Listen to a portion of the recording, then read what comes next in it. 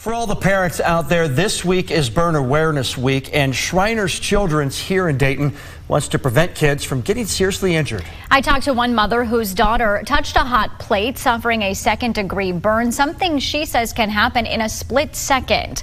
We're working for you and sharing her warning.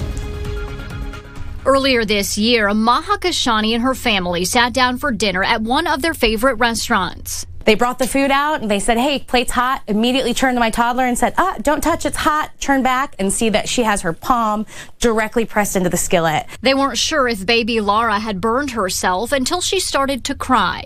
So we get home and realize, wow, there's a really huge blister there. And it's on the palm of her hand. I'm not really sure what to do. We start Googling.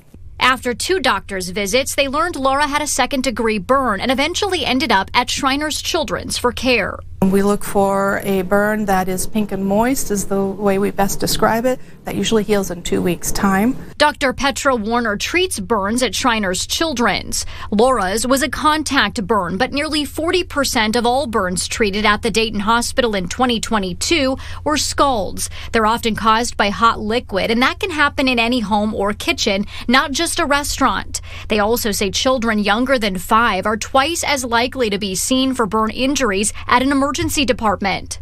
They're just curious. They want to explore stuff, and while doing that, they can cause injury to themselves without realizing it.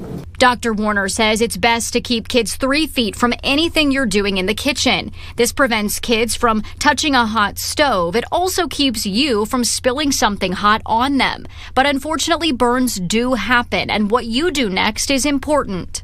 So you do want to get the clothes off as quickly as possible, because if they're saturated, they will have that item of either grease or water in contact longer with the skin.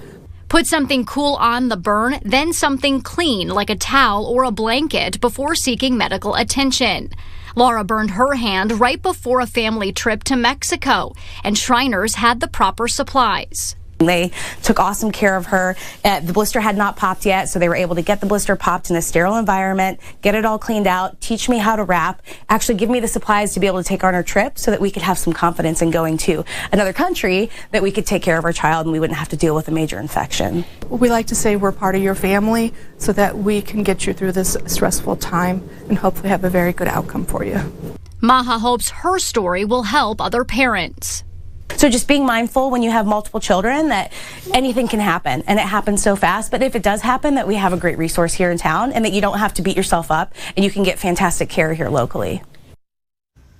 Lara's burn is essentially healed now, and we've also posted many more important burn prevention tips from doctors. Those are on our website, WDTN.com.